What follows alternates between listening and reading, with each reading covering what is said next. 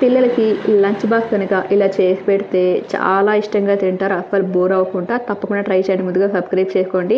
కడాయిలో తగినంత ఆయిల్ వేసుకొని పన్నీర్ వేసుకొని లైట్ గోల్డెన్ కలర్ వచ్చేలాగా అలా వేయించుకోవాలి. వీటిని పక్కన పెట్టేసుకుని డబ్రాలో తగినంత ఆయిల్ వేసుకొని కొద్దిగా లవంగం, చెక్క, బిర్యానీ ఆకు, బిర్యానీ పువ్వు, 1 కప్పు బఠానీ వేసుకోవాలి. ఇందులో కొద్దిగా పసుపు, కొద్దిగా గరం మసాలా వేసుకొని ఇదంతా మరొకసారి బాగా కలుపుకొని ముందుగా నానబెట్టుకున్న రైస్ వేసుకోవాలి.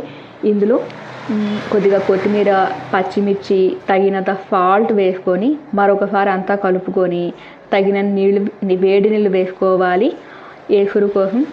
మరొకసారి బాగా కలుపుకొని ఇవన్నీ ఉడికి ఇలా ఎగిరిపోయిన తర్వాత ముందుగా ఫ్రై చేసుకున్న పన్నీర్ వేసుకొని మూత పెట్టేసి దమ్ అవ్వనివ్వాలి.